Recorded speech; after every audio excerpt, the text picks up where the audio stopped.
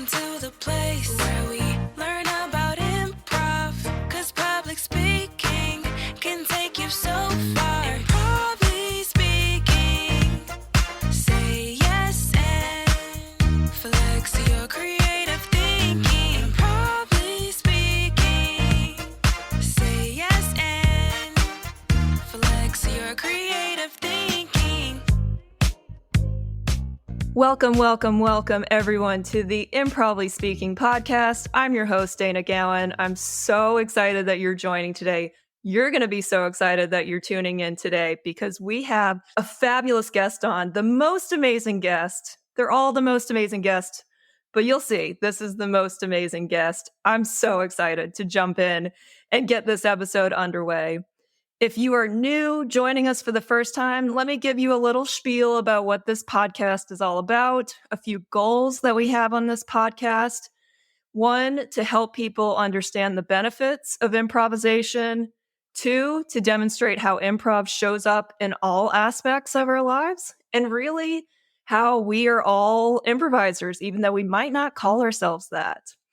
And three, to inspire people to try new things, get out of their heads and comfort zones, and find creative outlets and passions that can help them. And our guest today is just amazing. I'm so excited she's here. She is a very experienced speaker and even the world champion of public speaking. You may not have known that that's a thing. It is a thing in the Toastmasters world. It is a very prestigious title. Let me tell you all about our special guest today, Ramona J. Smith. Ramona is an international award-winning public speaker who holds the very prestigious title, I've already told you, of the 2018 World Champion of Public Speaking. Her stage presence and ability to captivate and connect with individuals from across the globe of all races and ethnicities has made Ramona one of the most sought-after public speakers in the world. She has given keynote addresses in Dubai, Abu Dhabi, Oman, Qatar, Kuwait, Bahrain, Saudi Arabia, Malaysia, Brazil, Sri Lanka, India, and many more added to that list. What an incredible list that is. Ramona has a bachelor's degree in public relations with a minor in marketing from Baldwin Wallace University. Ramona spends a great deal of her time traveling the world, as you can see and hear, delivering encouraging messages of hope, triumph, perseverance, leadership, and love. When she is not touring the world, you can find Ramona coaching and training aspiring speakers to go after their goals and dreams. In addition to being an educator, author, and poet, her greatest joy is being mother to her miraculous son, Ryan. That is so sweet. She was born and raised in Cleveland, Ohio, and she is now based out of Houston, Texas. Please welcome the impeccable and incredible Ramona J. Smith. Yay, Ramona, welcome. Thank you so much. I'm so happy to be with you. I feel like we should shake hands like Toastmasters, do the trade-off of the podium. I'll relinquish control of the podium to you. I feel like I got very Toastmasters-y, but I'm really excited that you're here. I'm excited to be here. Thank you so much. Yeah. And Ramona, I've got to tell you, I'm going to fangirl out here for sure. I've been in Toastmasters now for 8 years. I've been following your journey. I watched the 2018 World Championship of Public Speaking live. I wasn't there in person, but I watched it live through streaming. I'm one of those, I purchased the streaming package and I watched it online. And I remember, listen, I'm gonna nerd out here. I would take notes. I would take notes on every speaker and I'd be like, they did this well, they did this well. I didn't like this. I'm not a judge or anything. I'm just taking notes, trying to learn how to get better. And then you came on, I think around the fifth out of 10 spots. And I was like, oh, she's got this. If she does not win, something's rigged, something's up. And I know some funky things happen with the points and the judging sometimes. I was like, oh, she's got this. That was the most incredible speech I've seen. But I was just like, oh, there's no topping that. So I am just so happy that you won. What an amazing speech and experience you had with that. Thank you so much. I appreciate that. It was definitely a moment. It was a big moment. So I'm glad you got to witness it. It was a lot of history, that year with three women winning. Well, it was a repeat this year with the Yes. three women of color winning and the woman president. It was like an exact repeat in 2023, but we made a lot of big history in 2018. So I'm glad you got to witness that. It was a lot of girl power. Yes. Oh, that's awesome. I did not watch it this year, but I know you were there, right? So you got to see that being made, or no, you weren't I there? was I was supposed to be there in person, but some travel issues stopped me from being in Ah, person, but I was still able to show up virtually. oh, wonderful. Yeah. I'm sure your virtual presence was still great, and it was wonderful to have you there, part of it. And it's kind of one of those things, you're always going to be a part of it each year, right? That's part of the Always. title holder position. Yes, for sure. I plan on it. I mean, I really wanted to get to the Bahamas, but Uh-huh. Yeah.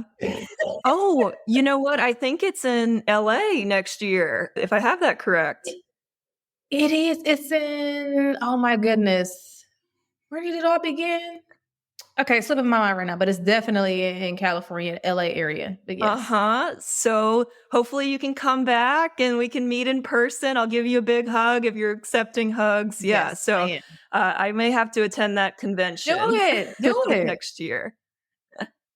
Yeah, it's so close. I have no excuse, right? Exactly. Exactly.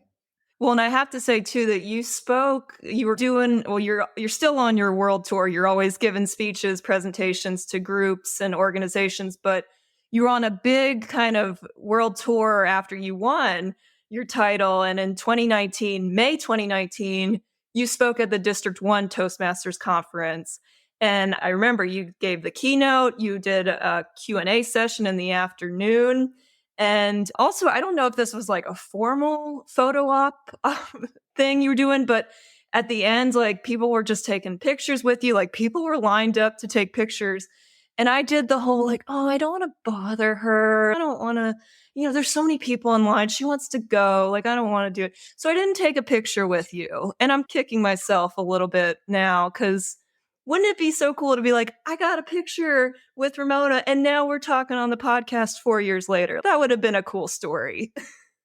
Well, we can take a screenshot now, and then at next year's convention, we Yes. can start to build up our collection. We'll take that selfie after this episode for sure. I will not forget that. And I will ask for it this time. Lesson learned, ask for the picture when appropriate, of course, like if people are eating and stuff, whatever. But ask for the picture when it feels right, because you never know when it might come in handy again, right? Yes, for sure. And I'm not like that. I love pictures. Let's take a million pictures. Let's take 62 selfies. I'm here for it. I feel like I'm here for the memories for sure. Awesome. And I know people appreciate that because you've really given so much inspiration to people. And I know they appreciate getting a picture with you and getting to meet you in person and stuff. I know I have. I love it. Well, I've buttered you up so much. And honestly, all genuine buttering upness because I'm just so excited to talk with you. And really, I want to hear about your journey. I know that you won the title, but I want to know a little bit before and after. So, selfishly, I'm going to ask, but also for our listeners to know, I mentioned in the intro that you are the 2018 World Champion of Public Speaking, but I want to set the stage for what that means for our listeners here who might be non-Toastmasters listeners. What does that mean to be the World Champion of Public Speaking? So it means that you beat out over 30,000 people who competed for this title. There are several levels that you have to win in order to continue. There's club, area, division, district, semifinals, and then the top 10 finalists. I think that's how they're still doing it. It might be a little bit different, but that's what your path was. And you had to win each time to keep going. And for me, watching and knowing this, it always seems like it's kind of like winning the lottery. Not in the sense of luck. You just happened upon this title, found it on the street, and you're like, oh, cool. You worked really hard for it. But you have to connect with enough judges to get the right amount of points to have the most points to win. And that can be really tough on an international stage with such a diverse panel of judges casting their votes. Just honestly, winning is such a huge achievement. Can you give our listeners a sense of your training and prep time that you had for this competition? Absolutely. I didn't hire a coach or hire a trainer or anything like that. It was really a lot of natural talent and it was a lot of Toastmasters practice because I Yeah. had been in Toastmasters for many, many years prior to competing. I joined the Toastmasters in 2010. I had 8 years experience at that point. And it was through a few failures that I learned more strategic techniques and the formula that these speeches have to incorporate. I mean, you don't have to, but most of the winning Toastmaster speeches have several different things. I call it the formula that makes it a winning Toastmasters speech. And I want people to understand the difference between the Toastmasters culture and speaking at a corporate event or speaking at a Yes. school. Toastmasters is its own culture. So the same way I give a world championship Toastmaster speech is not going to be the same way I deliver a speech to a group of 17-year-old girls in Florida. It's going to Right. be completely different. But as far as practice time and prep time, I believe that the club contest was in January. I want to say January or February, and the world championship was in August. So you have all those months every time you win to continue to prepare. The best method of continual preparation was applying the feedback that I got after each win, winning at the club level, applying the feedback and the constructive criticism, taking it with a grain of salt, because you can't take everybody's opinion or you will rewrite your speech a billion times, but taking the tips that really resonated with me and the ones I was like, okay, that makes sense. And then making those changes and then delivering it at the next level and then doing the same thing with trusted people. I got all my feedback from Toastmasters. Anybody outside of Toastmasters is irrelevant because you don't know what other Toastmasters are looking for. That way, I was able to get it from the perspective of people who've seen winning speeches, people who get the feels and the goosebumps. One of my mentors, she was actually one of my district leaders. We knew that it was a great speech when she got goosebumps. Oh, amazing. Then when she got the goosebumps, we were like, yes. But I reached out to a couple of world champions after I continued to ascend, but we're busy. Like we're all Yeah. busy. And then some of us just have fees that are ridiculous and God bless them, but I'm not paying you $1,500 to teach me how to win or lose. Like, unless you can guarantee me a win, I'm not paying you thousands of dollars to teach me something that I could, learn for free. Which you did. You got Right? I didn't really have I practiced a lot. I was teaching at the time. So I practiced a lot during my planning times, during after school time. And I would do Zoom sessions with some of my Toastmasters members as well. Oh, that's impressive because Zoom wasn't as big of a thing in 2018. So you were utilizing it though. Yeah. And that's such a good point with trusted feedback because when you're getting up in the levels and the field is narrowed, people want to help. They want to give their feedback, but sometimes too much feedback is not helpful. And then you end up like rewriting and editing and you're on edit version 105 and it's like, this feels like too much. Like, how did you find those like trusted people to listen to and kind of weed out or put the blinders on the rest? I was lucky because they found me. I was Okay. new to Yeah. the district. I was new to District 56. I had just moved to Houston December of 2017. And then I joined District 56 in January of 2018. Then when I started to compete and I got to the club level, at the area level when I won, there were several women in the audience and they said, "Who is she? We need to take her under our wing." And I was blessed to be found by Rose and Cheryl and Kathy. And those were my three mentors and leaders and sisters and friends. And then Ellie came along as well. So I was able to be found by these beautiful leaders and Toastmasters.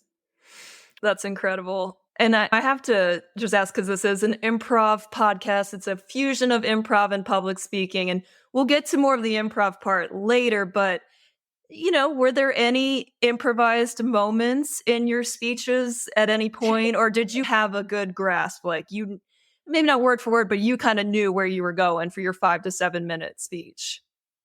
Two things. One is that year I also competed in the table topics Oh, yeah. competition. Mm-hmm. And I made it to the district level. I think I placed like third at the district level in 2018. That's all improv. But I had a lot of fun with that, which is how I was able to make it to that district level. But on the world championship stage, I am the type of speaker where I like to script it out like an actress.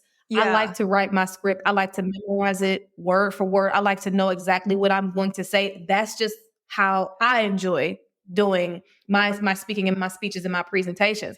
However, I know it so well and I practice it so much that I can recite it in my sleep. That way, if there's any distractions or any technical difficulties, I know exactly where I can stop and pick right up where I left off.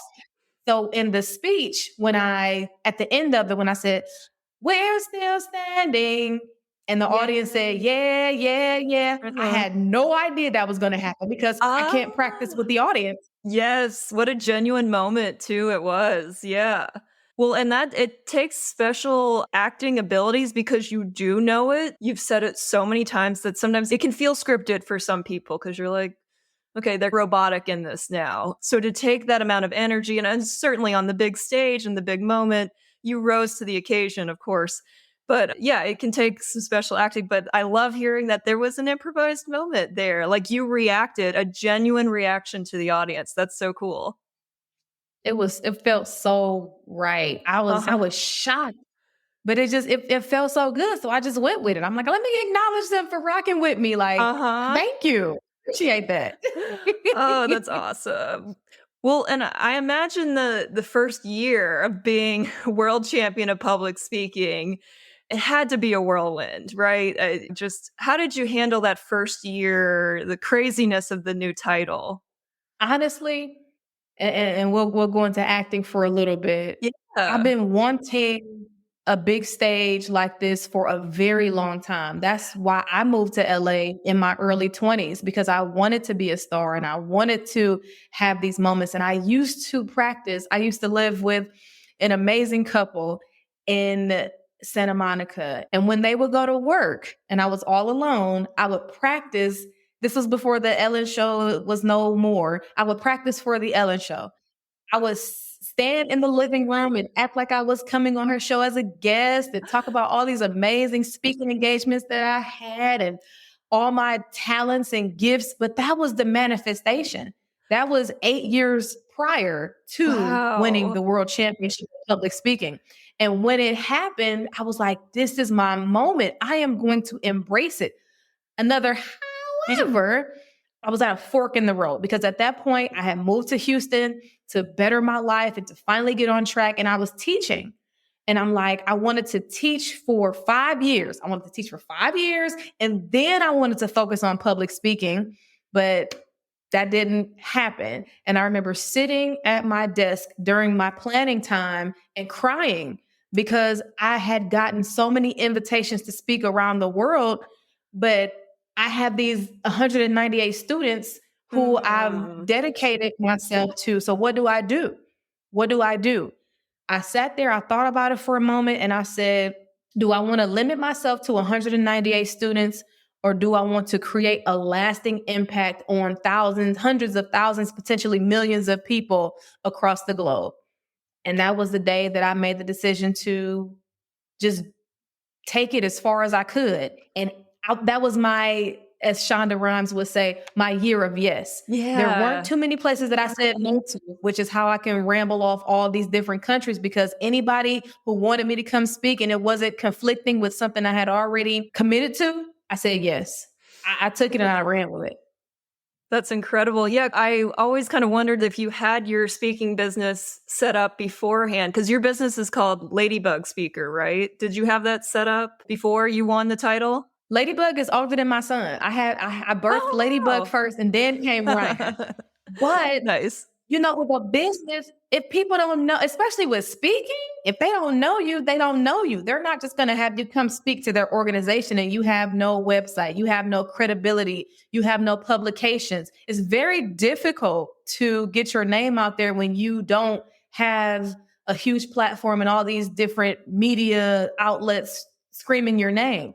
But that's what Toastmasters did for me. They have an amazing public relations department, and they've been doing this for a long time, so they know what they're doing.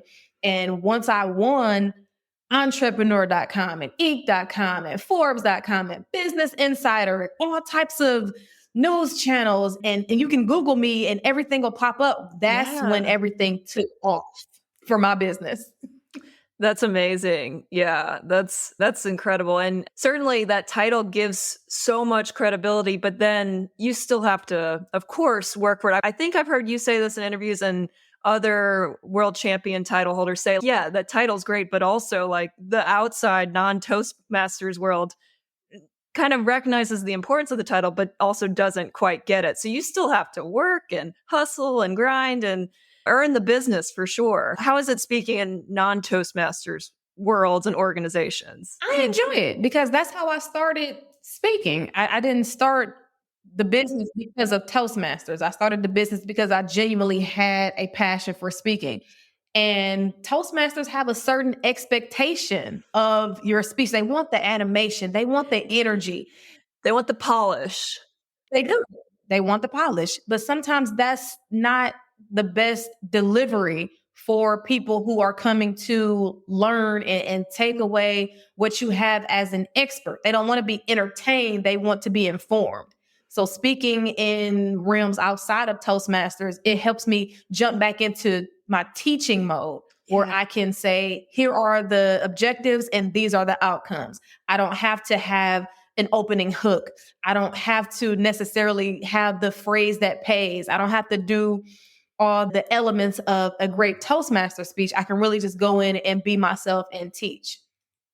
I imagine and assume that you are just phenomenal in every speech and presentation you give, because anything you are talking about, I'm sure, is very engaging and exciting to listen to. Thank you. I'm genuine and I'm authentic and I speak from experience and I'm down to earth and I make it simple and I make it plain. And I think that's what a lot of people like about me. I mean, I have the energy and I'm fun, but I don't try to come in using a lot of jargon. I don't try to make public speaking more than what it is. It can be very simple if once we get over the nerves, it is very simple. I don't try to make it rocket science when it's just communication and connection, in my opinion.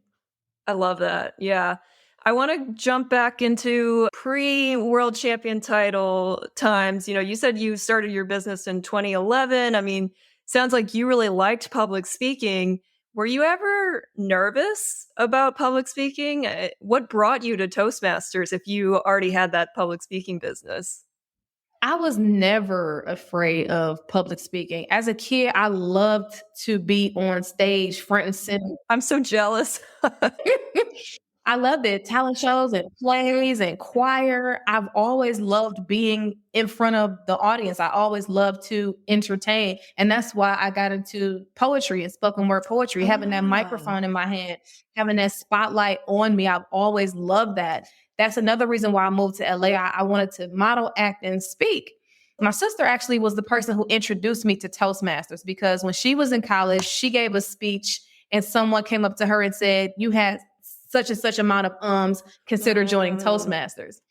And when I told her I wanted to be a speaker, she said, that's wonderful, but consider joining Toastmasters to get, like you said, the professionalism and the polish. That's why I joined, to become a better speaker. I'm jealous of the spotlight. Like I've learned now in my 30s, I'm 35, like I would say probably around 30, like around joining Toastmasters, being more comfortable with public speaking, I've learned to embrace the spotlight.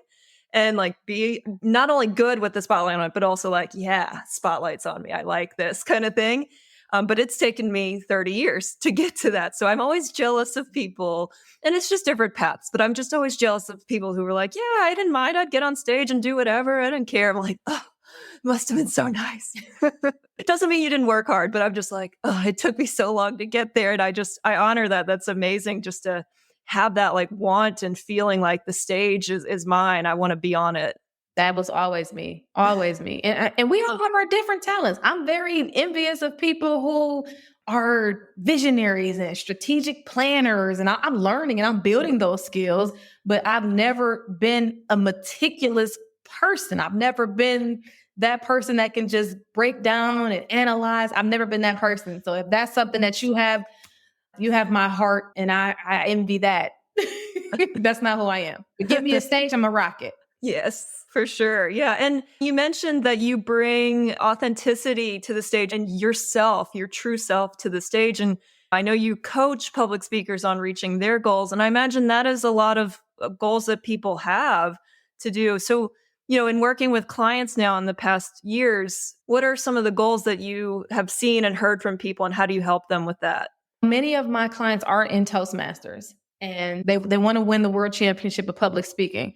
I always say, I cannot help you win. I cannot guarantee a win, but I can help you to formulate your speech. I can help you to organize it, structure it, add a little bit of humor, and get it up to par as far as a competitive Toastmasters speech. For people who may consider Toastmasters in the future, but are not Toastmasters members currently, they want to eliminate those filler words. They want to be more confident on stage. They want the organization, the structure, and the timing, because a lot of my clients, they like to speak from the heart. That's beautiful, but we are not at church. If someone is paying you thousands of dollars to share your information, we have to keep it respectfully in the time frame, learning how to be on time. And they want to learn how to be genuine and authentic and how to come across as real and confident on stage. How do you help them with that? The genuineness and being authentic on stage? Like, do you have any exercises you do with them, or what do you have them focus on for that? I have them focus on talking about things that they're actually passionate about. Yeah. I feel like a lot of new speakers, we want to speak about anything. Give me any stage, anywhere, any audience. I'm going to speak on whatever they want me to speak on. I do not recommend that. But I was like that when I was an early speaker. I said I would talk to a box of rats in the middle of New York City if I could. I just wanted an audience.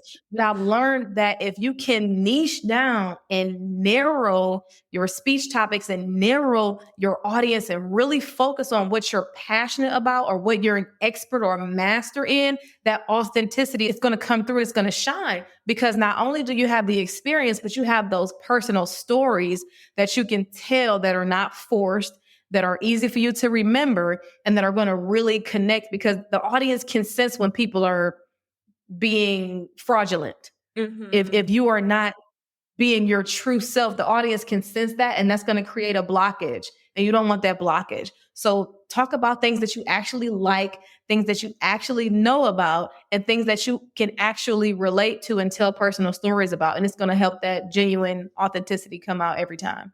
You mentioned timing of speeches. That is my problem. I used to be shy and quiet as a kid, like, do not put the spotlight on me.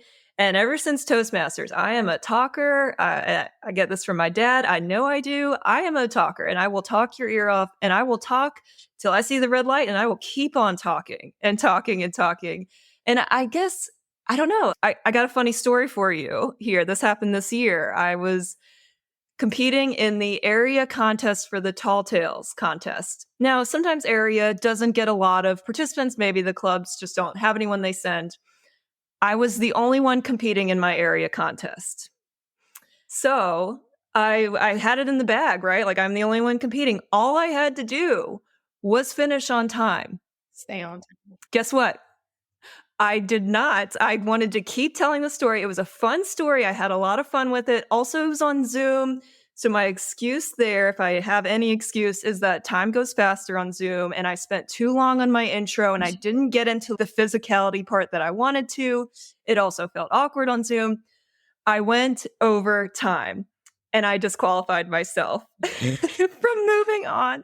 And I will say, I thought it was very funny. I know if I was a newer Toastmaster, I would have been devastated of like, "Oh, how could I do that? That was so silly of me." I would have used words like stupid and dumb. But I actually found it funny that I don't know, I had more to say and I just said it. But I need a lot of work on timing, clearly, right? Any tips on how to stay on time? Practice, practice, practice. Yeah. Practice, practice, practice. And that is it's the most common answer, it's the most common response, Mhm. but it's true. And like I said, I like to keep things very simple because it's just like with anything you do. Let's take sports, for example. The way you practice is the way you play. If you practice and you're going over time consistently, you're going to do that in the competition or you're going to do that when you get on stage. However, if you practice with that timing device and you cut yourself off when you see that red light, or you type it all out, all the words, and you go over to speechinminutes.com and you can see the Oh. word count and how long 900 minutes, 900 words equals, for example, 10 minutes or something like that. You can see that, okay, the speech Yeah. is only 5 to 7. So I need to eliminate this amount of words in order to get it in time. You can also use this new amazing AI app called Udly. Udly is going to help give you that feedback that you're looking for. And it's from a artificial intelligence perspective. So you don't feel judged and you don't feel bad about it. And it's going to be extremely objective. Timing is so crucial and so important. So I strongly recommend practicing, knowing how many words you have, how long that's going to take, and using some type of device where it could be your cell phone, the timer there. It could be the green, yellow, and red, like we use the Toastmasters, but something to where you can actually see, I just spoke for 14 minutes and I only have 7 minutes. Where can I edit and omit? Thank you. I did not know. I've seen you post about Udly recently. I didn't know about speech in minutes, so I will check those out because I certainly have lots of room to grow as a speaker and facilitator in my business. But that is a consistent thing I keep running up against is timing. And I do a lot of exercises in my presentations, but I always want to cram in too much. And like you said, keep it simple. If I need to skip an exercise to have a better conclusion and like debrief and really ask people what they got out of it, I think that's more important than cramming in another exercise. But it all takes learning that and feeling that many, many times before I make the changes I need to. So I appreciate you saying that. Thank you. And I know I'm really kind of putting you on the spot with the coaching, but I've got one more kind of coaching, public speaking coaching question, if you don't mind keeping that coaching hat on for a second. But someone comes to you with, oh, I say a lot of filler words, and I know in the Toastmasters world, we like the polish. I mean, what's your thoughts and feelings about the filler words and how do you help people get rid of those? Some people outside of Toastmasters, they don't stress the usage Mhm. of filler words. They don't mind it. They say it's no big deal.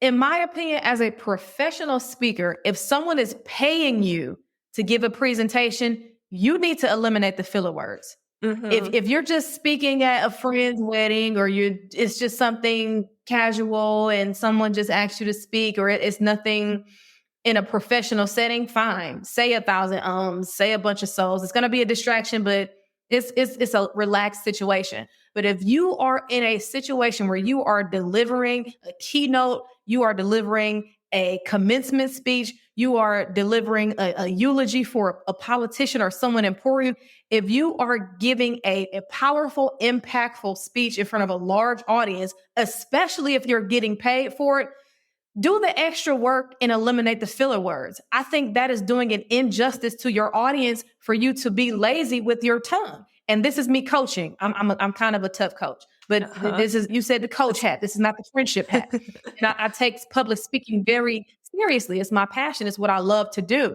And if I'm paying you $5,000, $10,000, $25,000, $50,000 for a keynote, and you can't polish your presentation up enough to not say, so, but 70,000 times, you're not a professional speaker, in my opinion.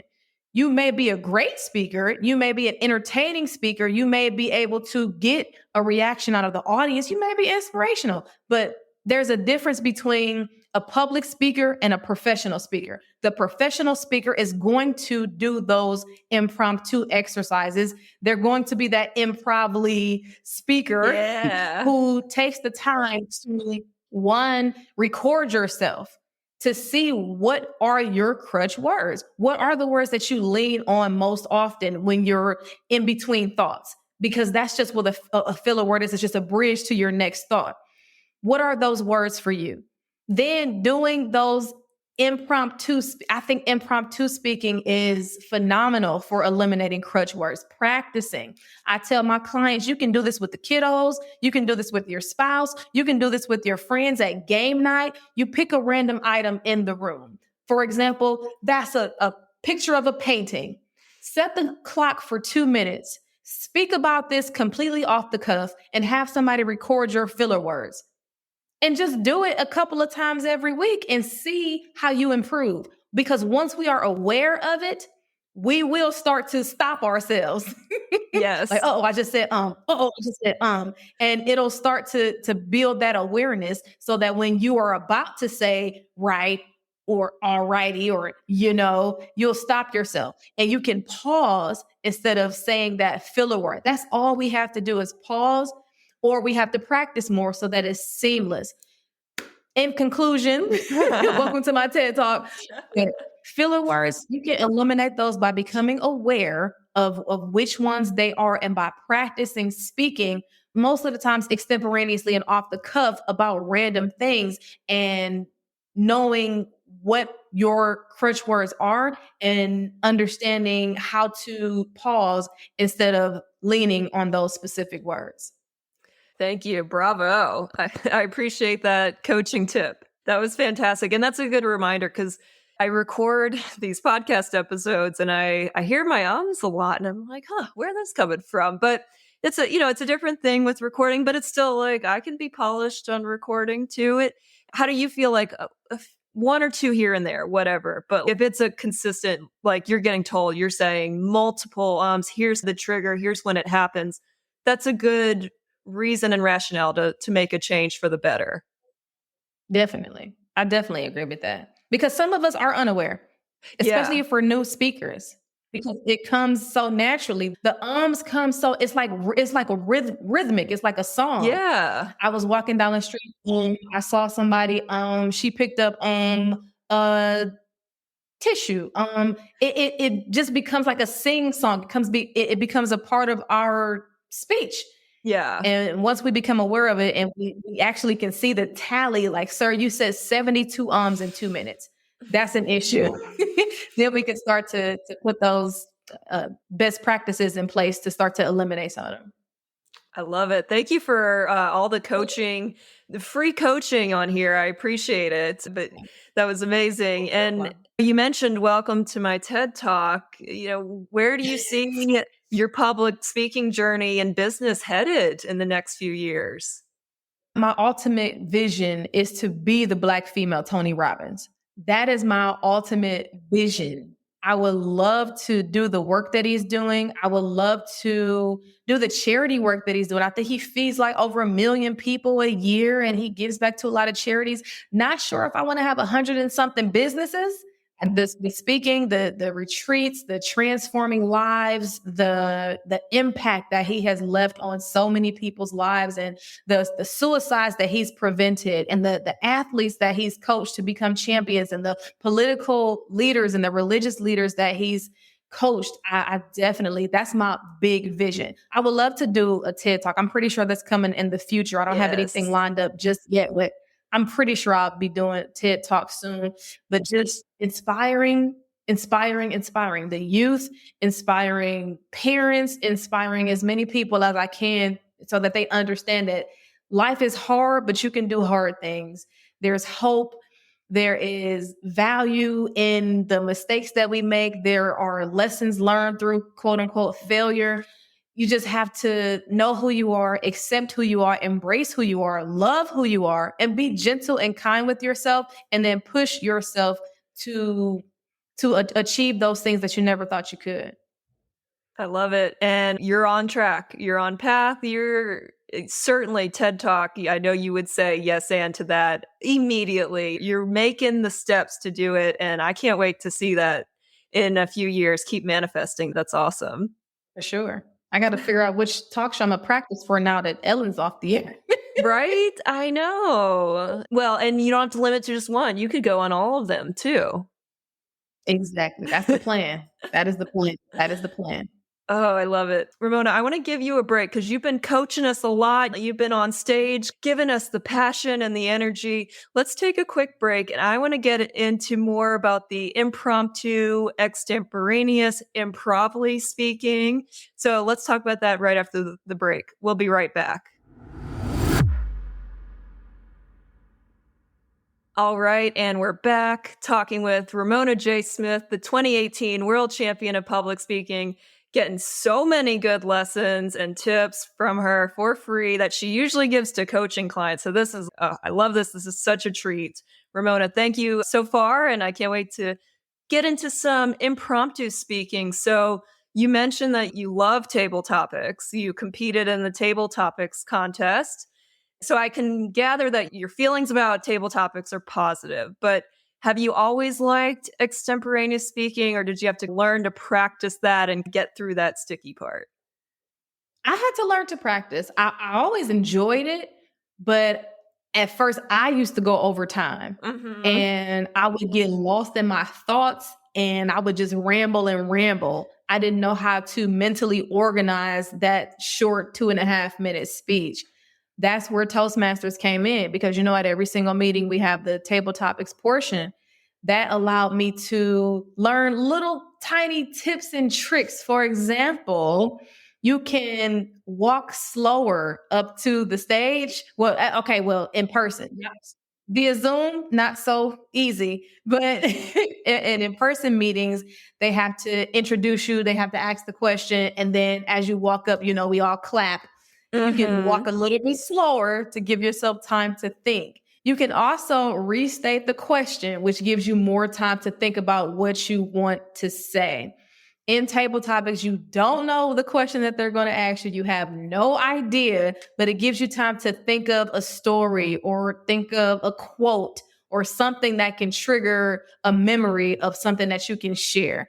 I've been able to learn how to develop that skill of speaking off the cuff, which is so important in interviews and dating. Hello, somebody. And networking.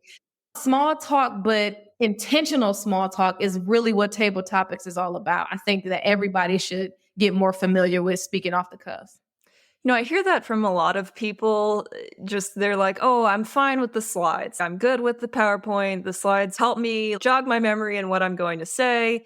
But once I get to that Q&A part, I am a nervous wreck. And I'm quoting people, summarizing what people said, that they're a nervous wreck, that they're nervous about the uncertainty. They don't know what's going to be thrown at them. And it just really generates a lot of anxiousness and anxiety for them. So any thoughts for, I guess we put your coaching hat back on, but like for those who struggle with the Q&A, like how to get over that or how to help that fear? Understand that you have more control than you think. If you are full of anxiety with a Q&A, get with the event planner or the hostess or the person who's going to be facilitating the meeting and say, hey, can we ask these specific questions or try to get the questions in advance? That way you already know what the questions are going to be and you have time to prepare and practice. If you're not able to get the questions in advance, if you're not able to meet up with the facilitator and say, hey, ask me these questions, then practice with your teammates, practice with your family members, potential questions that the audience may ask. Role play, acting. Ask them to ask you random questions. And you may get some of those questions the day of your event when you have to do the Q&A. But even if you don't get those same specific questions, you'll have the practice to be mentally alert and aware, and you'll have the mental rehearsal to be able to pull from different experiences, and you won't just be punched in the face by questions that you had no idea were coming. So preparation and practice, that is the answer to being a better public speaker. Preparation and practice. Well, and I feel that too with the preparation and practice, but also you mentioned failing, being nice to yourself as you fail, being gentle with yourself as you're making these changes. It does not happen right away. It takes a lot of failing and learning and growing. Growth happens from that failure. And I'm very impatient. So I'm like, oh, I messed up again. Like I get so upset, but it's like, this is a long game here. Yes, you messed up here, but the next speech you give is going to be even better. And the next speech you give and Q&A you give is going to be even better. And it just keeps getting better. For sure. And I really don't like the word failure Yeah. because that is it's just so negative and it's so discouraging. We'll just say experiences. Love We it. can say moments. I had a moment. I I like don't want that. anybody to think that if something went wrong with tech or if you forgot your words or if your PowerPoint had errors, it's not a failure. You never fail. What is it? You never fail. You just learn or you win. So don't ever consider yourself a failure. Just consider it life experiences. If you are a perfectionist, then hire a coach. Then put in those extra reps, those extra hours. If you are a person who is a perfectionist and you don't want to have any errors, any flaws, then you have to put in that extra effort and that extra work. Oh, that's me. That's me is the perfectionist. But I have been learning through improv to embrace the imperfections and realize that not all of them are detrimental to everything. Like I can embrace them and move on and even have a little fun with them. I'm curious, you mentioned you do acting, you've done acting. Have you taken any improv classes? I have in not high school, in junior college, I took an acting course Ah, and we did a lot of improv there. I've done it a lot in just different roles. I used to work as a youth counselor at the YMCA. We had to do a lot of impromptu games. It's just a part of my life. In drama club in high school, we did a lot of improv. Absolutely, yes. I love it. I love being creative. I love expressing myself through my words and my body. I love taking myself to another place mentally and being able to just not care about what anybody else thinks and just run wild. I could be a child again. I could be a tiger if I want to be a tiger. I could be a little lamb if I want to be a lamb. I could be a cloud if I want to be a cloud. What does a cloud even do? I love this the freedom of my imagination to just let loose and be whoever or whatever I want to be. I was just thinking what the space work is for a cloud. Like maybe you just float around, make a low noise. I've never had to be a cloud on stage. That's a good one though. I like it. And yeah, I've started my improv journey. I've started doing improv about 3.5 years ago. I count a half, that half counts. Like we we Mhm. use that half for right now. But I mean, honestly, for someone who didn't like the spotlight, like me, I doing improv, I was like, I love this, but I wouldn't have done improv without that foundation of Toastmasters and helping me get through my fear of public speaking and be okay with impromptu speaking. Having that foundation, I was like, okay, I want to level up and try improv. And honestly, it's been such a game changer for me. Like you said, having that creative outlet and being able to play and express yourself, it's been really fun. And I've really embraced impromptu speaking, improvly speaking now. I think that's amazing. And it's such a skill. A lot of people are not great at improv. They'll blank out. Like you said, they'll be too shy. They don't want to come out of their shell. That was some feedback that I got from one of my acting coaches. He saw all this potential and he started to get upset. We're emotional, we're artsy. And he said, stop being afraid to look stupid. And it was Mm. harsh advice, but he was right. I was holding back because I was afraid of what other people would think of me, but I cannot fully jump into this role or I cannot fully embrace my creativity and bring out the characteristics of this person or really immerse myself in this scene if I'm afraid to look stupid. He told me that years and years ago, and now I am so not afraid to look stupid or embarrass myself or play the role of a kid and suck my thumb or something like that. I'm not afraid of that because it's a part of who I am. I love that. Yeah, and I'm working at that. Like I still have a bit of me that's like when I'm in my improv scenes and improv for comedy, there's a lot going on. There's a lot of rules even though improv feels freeing. There are still some rules. I want to be supportive. But yeah, that whole not looking stupid, like you have to get over that. And I think that has really leveled up my public speaking too, because I'm still working on the comedic side of things, but I'm willing to like just get up and say things, like, my whole tall tale speech. I pretended like I fell into a swamp and like gators were trying to eat me. And I was like, I have no problems with that. That's fun to me. And it took a while to get there. But improv's definitely helped. So I appreciate you sharing your journey there, your improv journey. Thank you. Well, and as speakers, we have to be prepared for anything, right? Like you mentioned your speech and you know what you're going to say. Maybe you've scripted it or you have your outline, however you prepare, but things come up while we're on stage. The PowerPoint doesn't work or there's a weird siren alarm that goes off.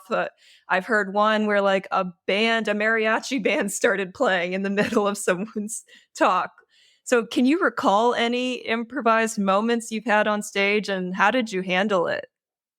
The one that is popping up in my mind and coming to the forefront is when, and I think it might have been in LA. I was on a stage and it was one of those stages that has pieces, like big square pieces that they push together.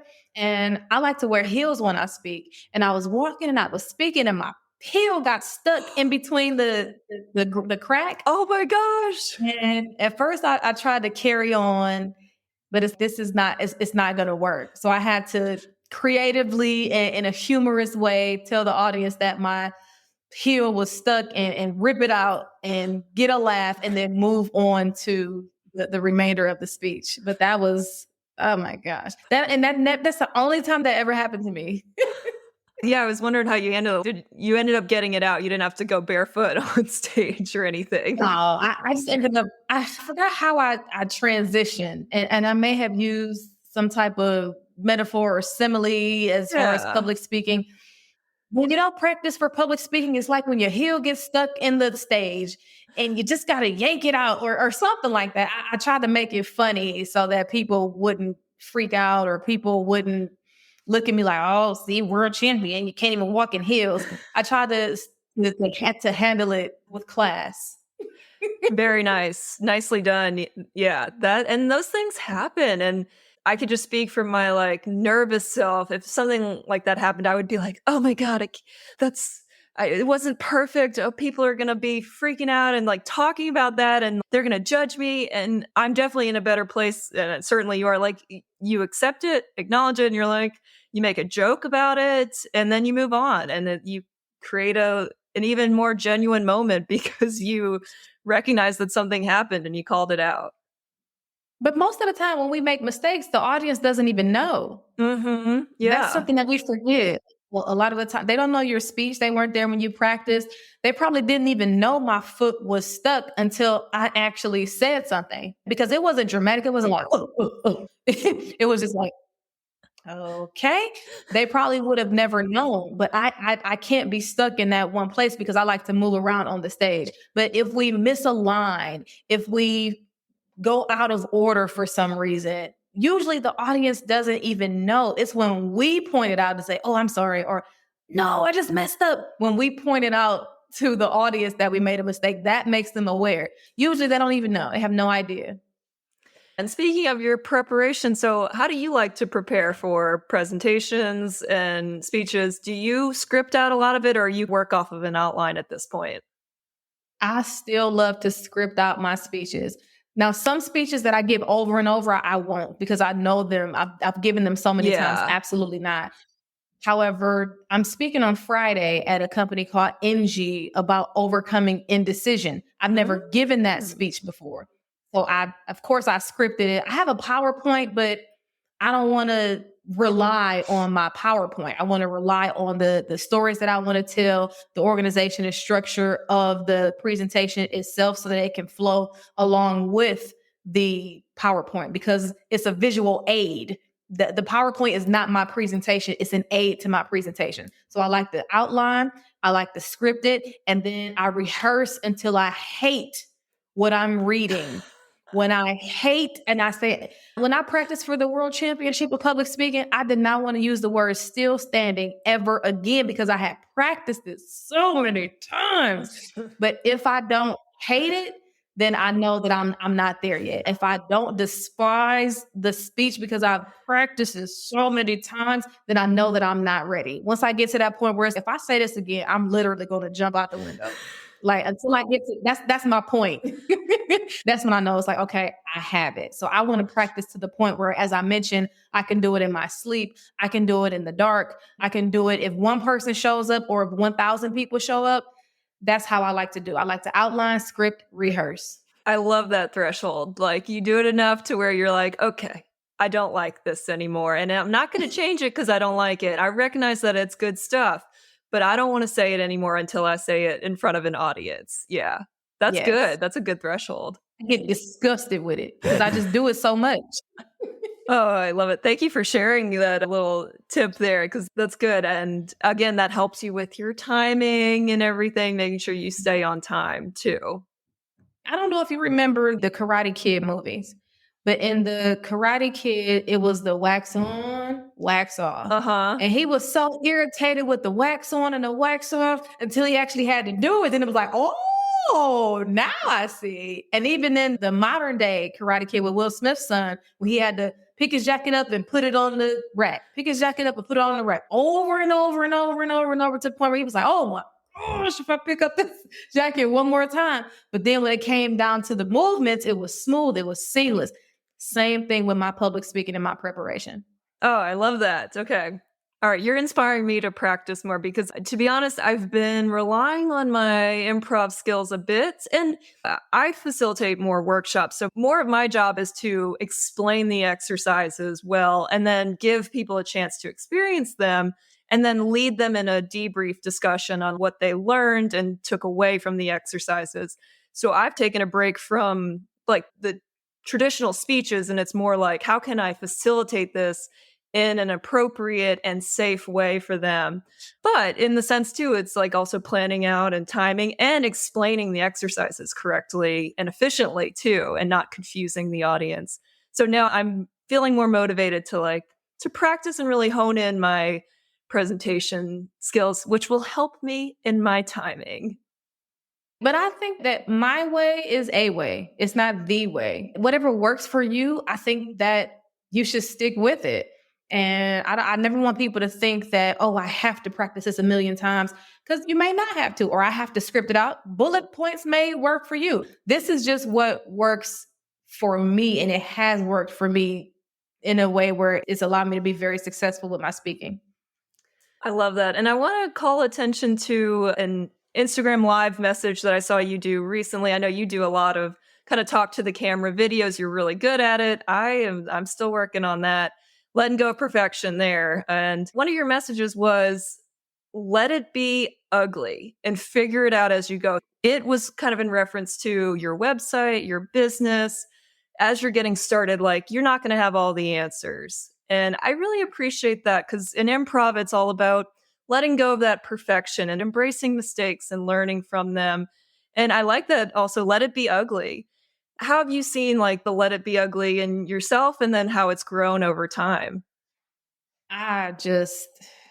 What is it? Analysis paralysis? Uh-huh. Yeah. You always trying to wait till, no, I have to wait until it's perfect. I have to wait until I have funding from all my investors. I have to wait until I find the perfect graphic designer. I have to wait until everything is just in perfect alignment. That causes us to not do anything. And we look up 10 years later and we still don't have the business, or we still have never given that speaking engagement that we wanted to give 10 years ago.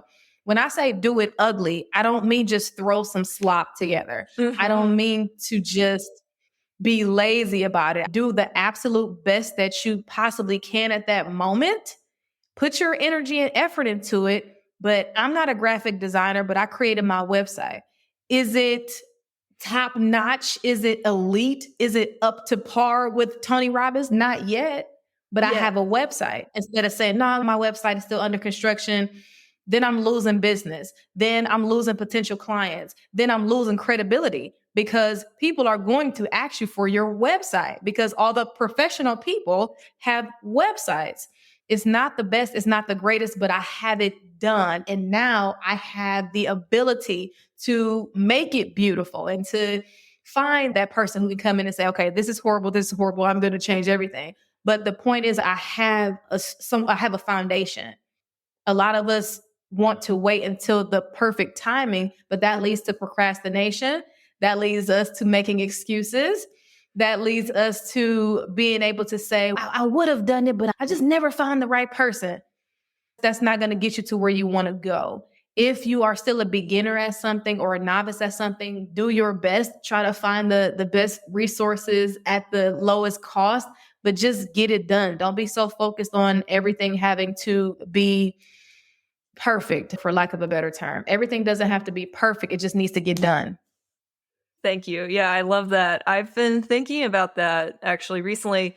I was looking back, and I think around this time that we're recording mid-September 2023, I started recording for this podcast mid-September 2022, almost exactly to the date too. And I didn't have my first episode launch until November 2022, but I started recording in September. And even before that, I was in analysis paralysis of what do I use to record? And I had a podcast previously with a friend, and I was like, do I use the same thing? Do I want to change it? And like, what changes? And it was exhausting. It was just like, let's just keep the same process. I know what works. I know what's worked in the past. Let me keep that. I can change it later. And anyway, I say that just start, right? Just start and figure it out as you go. And it's cool to see a year later, like I'm still doing it. I have changed some things, but it's been a really fun journey. And when I first started solo podcasting, it felt like this big thing of I got a big production, I got to release it, and I'm nervous of what everyone's going to think. And now I'm at the point, this is just a part of me. This is a thing that I do.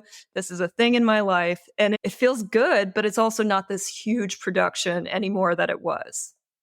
And you're getting it done. You're doing it. And you can look back at your growth, and it's so motivating and inspiring, and it boosts your confidence to see where you started and where you are and even where you want to go. I am proud of you. I think that's amazing. So claps for you. Thank you. Yeah. And those first episode recordings, like they were good, but they had some ugly pieces, quote unquote ugly. And like, I was still figuring out how to be an interviewer. I still have room to grow, but I would never finish the question too. I'd be like, so blah, blah, blah, blah, blah, blah. And then this, and then like I wouldn't pause to like stop. Here's the question. And I've learned that through listening a lot to myself. Just ask the question and then stop and let them respond. And that again is growth there. I think it's all about growth. We are constantly comparing ourselves to other people. I feel like that's another thing that we often do. Well, my podcast doesn't sound like this podcast. Mm-hmm. My speech doesn't sound like this speech. I have to change it to be better. When you have to block out all of that, because we know compromise is the killer of joy. We don't want to kill our joy, especially for something that's new to us and exciting. The best way for you to get discouraged is to go look at somebody else who's been doing it probably 55 years longer than you and compare yourself with one episode of a podcast to someone who has 101 episodes. Run your race, stay in your lane, learn, develop, of course, get better, improve, but embrace yourself where you are. This is where I am right now, but I know that I will get better, but I cannot get better if I never start. And honestly, it takes hearing that message multiple times because, yeah, I've conquered podcasting a little bit. You know, I've gotten going. The process is good and it's great. But then there are other things that come up and you have to be reminded of that and other things. And this podcast is all about focusing on creative outlets and encouraging our listeners to try new things. We're talking about that now. Ramona, how do you handle trying new things and being a beginner? And is there something you want to dabble in as we're getting through to the new year? I love trying new things because I know it helps me grow. It helps me learn a new part of myself and explore different layers of who I am that I never knew I was or could be. What are some new things that I'm working on? I'm going to start a podcast next year. Yes. I have no idea about equipment and things like that, but I know that it's going to be a journey. And I'm looking forward to the journey because that's going to be something else that I'm able to learn how to do and to maybe eventually teach others how to do. And it's going to give my audience another way to connect with me and with other great speakers. And I hope that you come on my show as well. Absolutely. It's called I Dream of Speaking. Another thing I want to learn how to do is how to keep a plant alive. I don't know how to keep a plant alive. I want to try that. Oh, that's such a good goal. Right. I don't have a green thumb's one in my family, and I don't have a green thumb. But it's just all about taking risks to evolve, because I am constantly evolving. I don't want to be the same woman that I was last year. I don't want to be in the same position in my career or even in my relationships. I want to always continue to ascend and to improve and to add value to anyone who I encounter, anyone at the grocery store. I want to be able to continue to inspire and move and motivate and teach. And I'm not going to be able to do that if I don't sometimes take risks. I would have never been able to connect with so many people globally if I would have been afraid to go to Middle Eastern countries as an American or to travel alone as a woman. I would have never been able to get those experiences and share so many magical moments and just get this new understanding of humanity by traveling to all these different places had I not took the risk to do so. I know a lot of people would have been overthinkers. They'd have been like, well, you got to think about all those Middle Eastern countries and all the things, the stereotypes and the negative things and all the myths about women in these different countries. And they'd have been like, well, no, I can't do it. Or they would have allowed their families to talk them out of it, or just traveling on a plane. Some people have never been on a plane. It's like, how do you know the pilots? And people just overthink it so much that they talk themselves out of potentially life transforming experiences.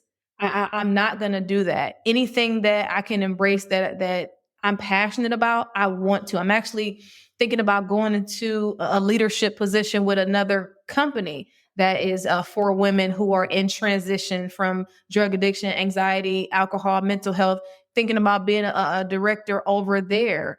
I even started making pickles. I start pickling cucumbers, and they're good. They are really good. They are delicious. But just trying new things and not leaving I forget how the quote goes, but not leaving this earth with your music still inside of you. I have a mission statement. I create a mission statement every few years. And it says that I am so happy and grateful that I lived a life where I had to create more music because I released all the music that I had inside of myself. Oh my gosh, that's beautiful. And I love every word that you said there, because it's just, my anxiety is really high. And I've been working with a coach on this. I think post-COVID, my anxiety is higher than it used to be. And I get in those places of like, well, what could go wrong? And this could happen if I travel. And oh my God, what if this happens and I'm stranded, blah, blah, blah. And they've been coaching me on, hey, your default is what could go wrong.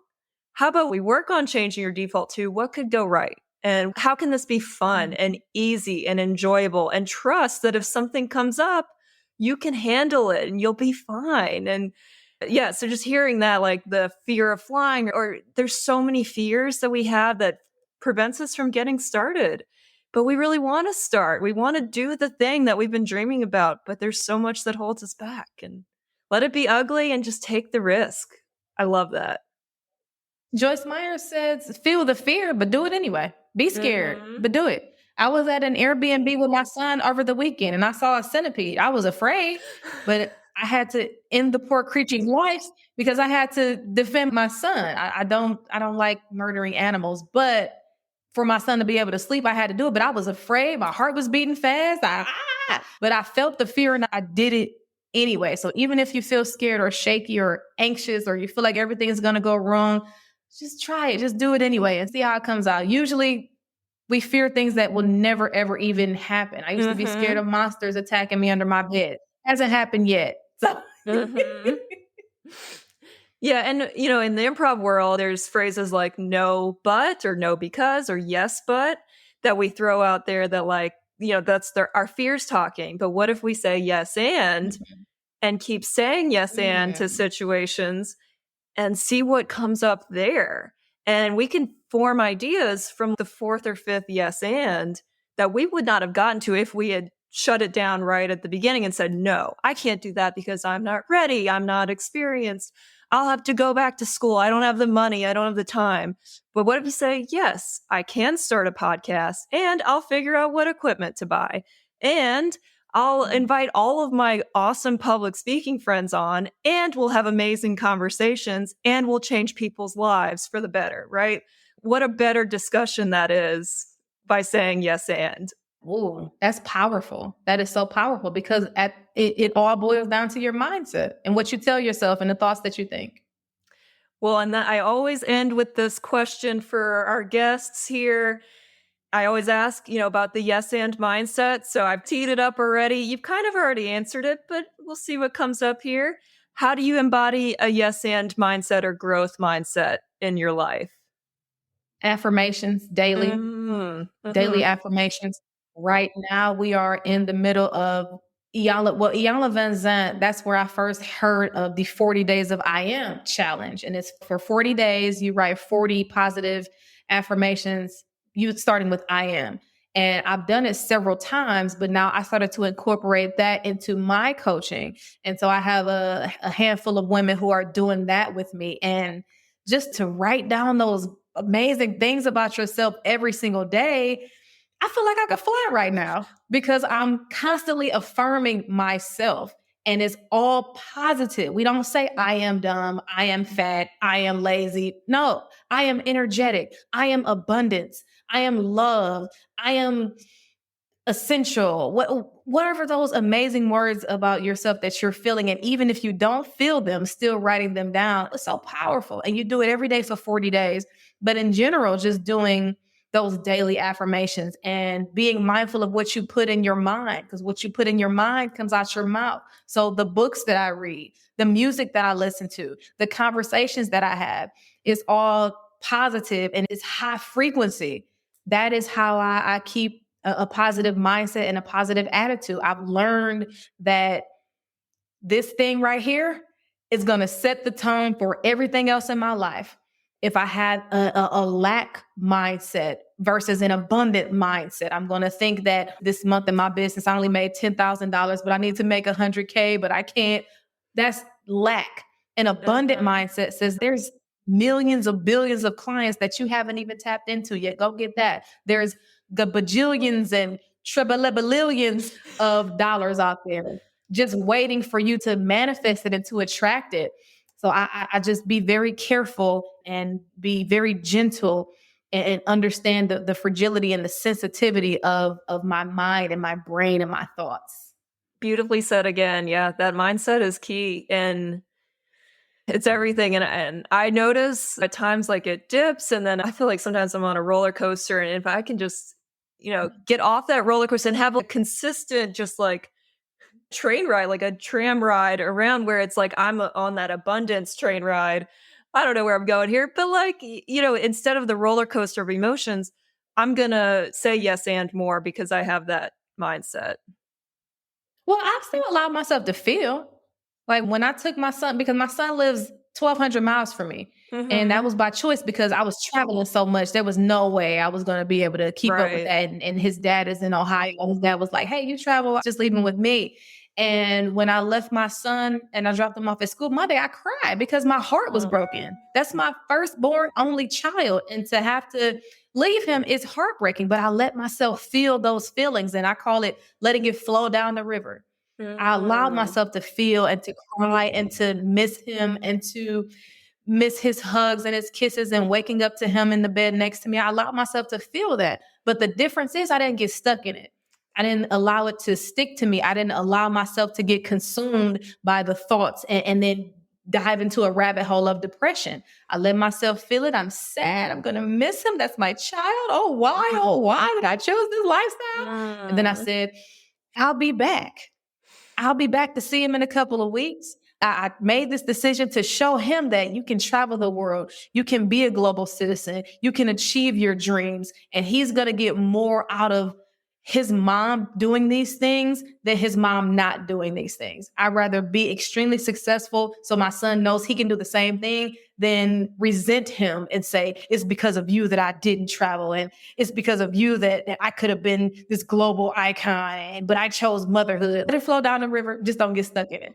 Oh my gosh. So powerful. Oh my gosh. I cannot wait for the I Dream of Speaking podcast. There will be just episodes galore of this kind of thing. I can't wait for you to start. When are you thinking? Do you have a plan or anything? First week of January, New Year. Yes. Bravo. I mean, Yes. just all the traveling you do, it is a commitment and you can be great at it. Thank you. Well, and okay, so podcast is starting in January. We will definitely look forward to seeing that. What else do you have going on that our listeners can find out more about you and follow you and do all the things, watch all the things you're doing? You can always follow me on LinkedIn and Instagram and TikTok and Facebook. All of them are Ramona J. Smith. You can visit my website, ramonajsmith.com. That has everything that we have going on. That has the 40 Days of I Am Challenge on there. Very small investment of $4.40. I just know that I can't ask people to do this for 40 days and they don't put some skin in the game because you'll fall off the wagon.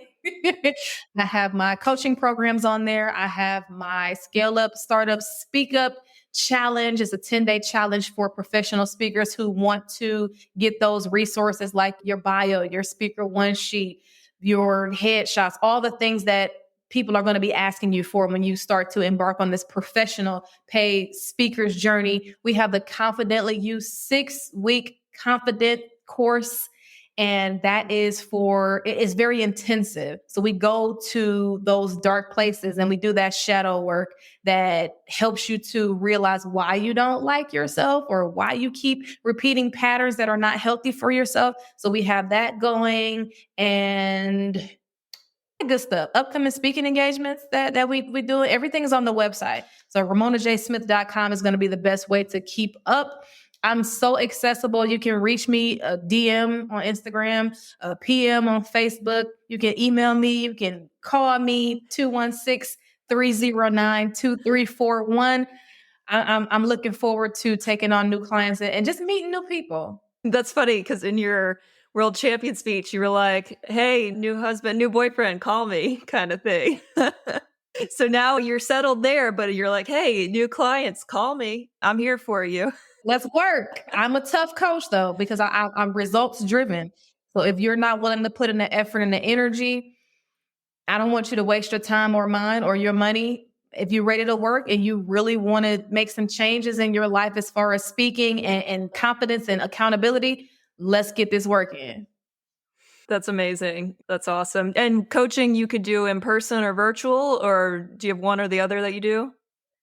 It's mostly virtual because a lot of my clients are all over. But if you are in the greater Houston area, or if you want to drive to me from wherever you are, you're more than welcome. I don't reimburse for travel, but if you want to do it in person, you can come on down to Houston and we can get it started. I love it. I love all the things you have going on. I might join that I Am challenge because that sounds very fun and accessible and a good starting point, right? Yes, it's so much fun. I love doing it every single day. It's the highlight of my day. So this will be the third time that I've done this challenge. And every time I'm never the same. I'm never the same after these 40 days. That's awesome. Ramona, I am just so grateful for you coming on, saying yes and to this conversation and saying yes and to just sharing your story and your skills, your tips. It was so powerful today. It was so lovely to chat with you. I'm eternally grateful for this conversation and for you. Thank you. Thank you for having me. And thank you for this platform for speakers and people in general. We appreciate being able to share our story. So thank you for doing the work that you're doing, for being consistent, for saying yes and for not giving up after one episode, for your consistency, for your professionalism, for your personality. Thank you so much. It's been a pleasure.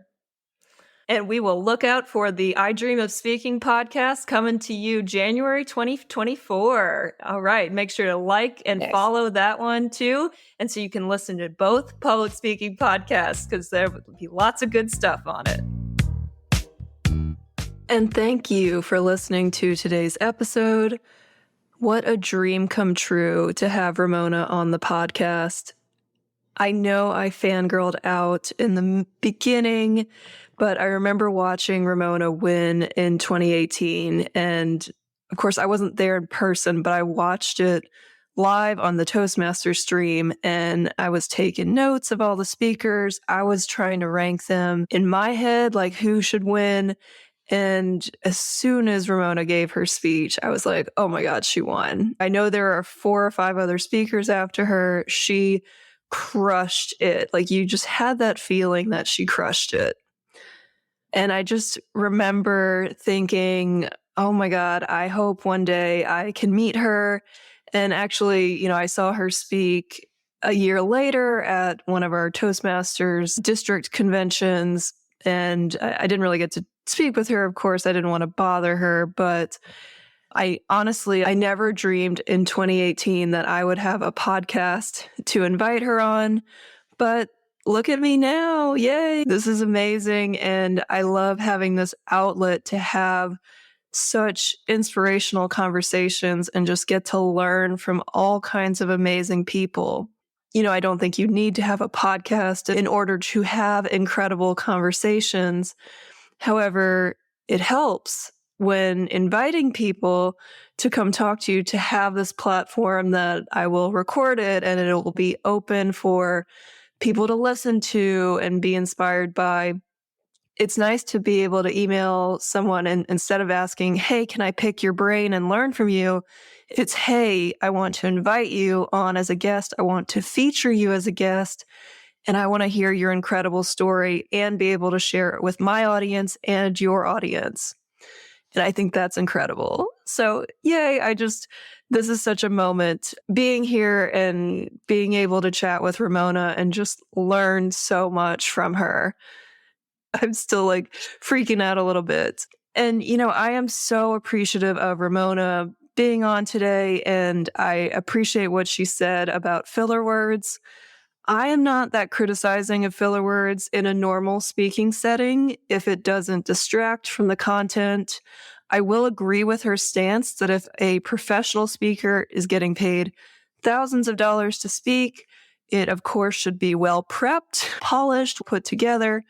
But I say polished hesitantly because I think you can still, sometimes I feel like polished makes us a little stiffer.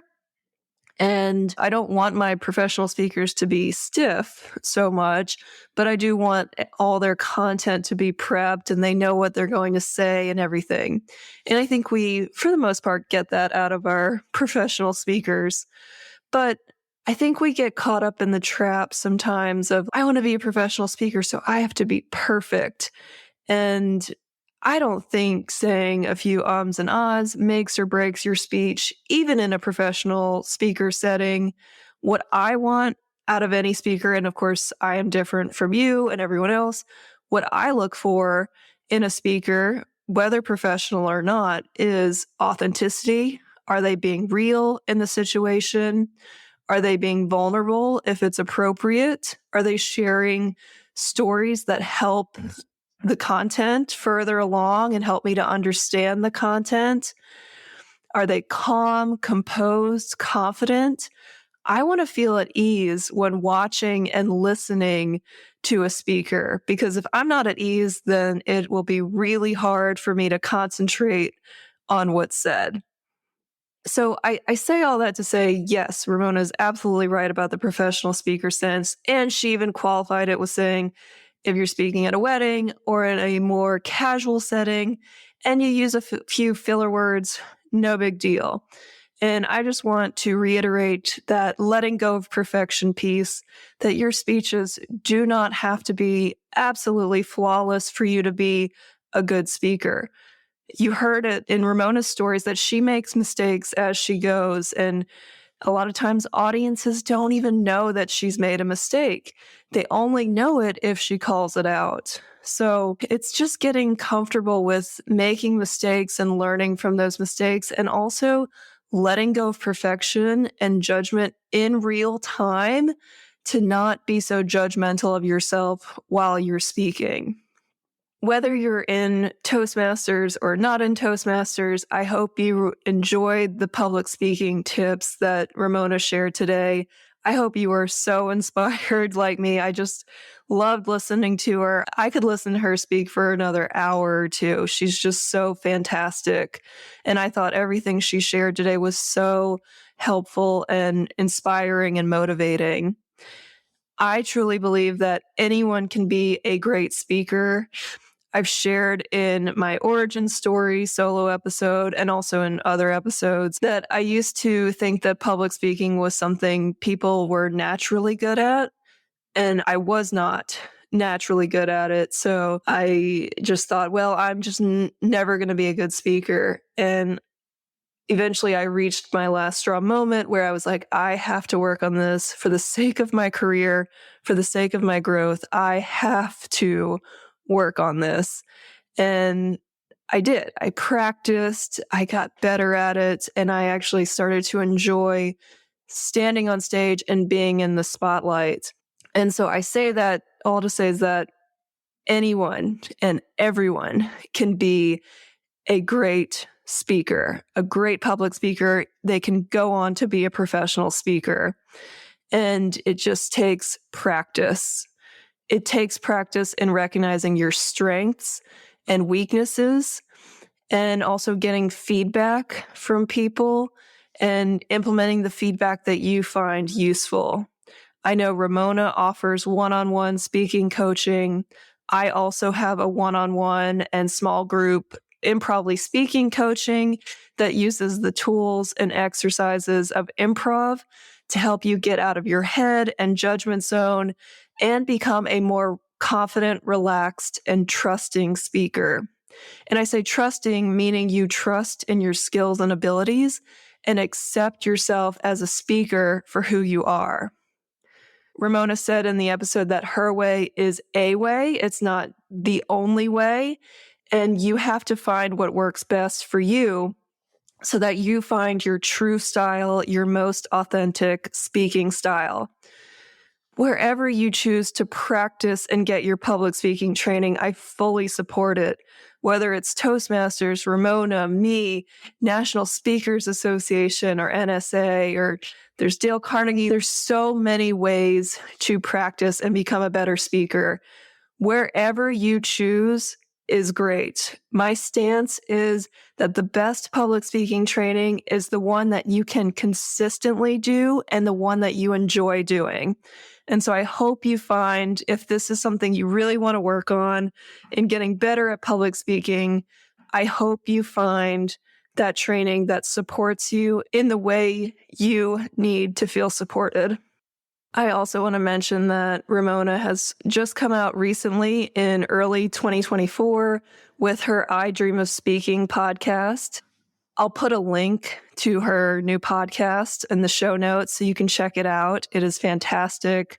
It's all about mastering the art of public speaking and living confidently so that you feel good on and off the stage, and also sharing our dreams and aspirations as speakers. So I love what it's all about, and I can't wait to tune in and check it out. And now I want to ask you, what was the public speaking tip or light bulb moment that came up for you in today's episode? And how do you see yourself implementing that in your speeches? There were so many great tips, so many things that came up for me, and I'm excited to work those in and just let those help me become a better speaker. I want to hear from you what those tips were that you enjoyed and how you plan to work it in. You can always email me at dana@improvispeaking.com. That's DAYNA @improvispeaking.com. You can DM me on Instagram at improvispeaking. I'm on LinkedIn at Dana Gowan. And of course, you can find my website and other offerings at improvispeaking.com. In improv and theater and drama, there's the saying, break a leg. When you're going out on stage or you have a show, oh, break a leg. And I love that saying. And I just want to say to you to break all the metaphorical legs in your speeches and presentations. You have everything inside of you to be a great speaker. Your stories and messages need to be heard, and we want to hear them. Keep practicing, making mistakes, learning from those mistakes. Keep going, growing, and glowing to become the best speaker and impromptu speaker you can be. I'm so excited for your public speaking journey. I hope you're excited about it. I love talking about this stuff, if you can't tell, and I've so enjoyed this episode today. Go out and flex your creative thinking as well. I'll talk to you next time.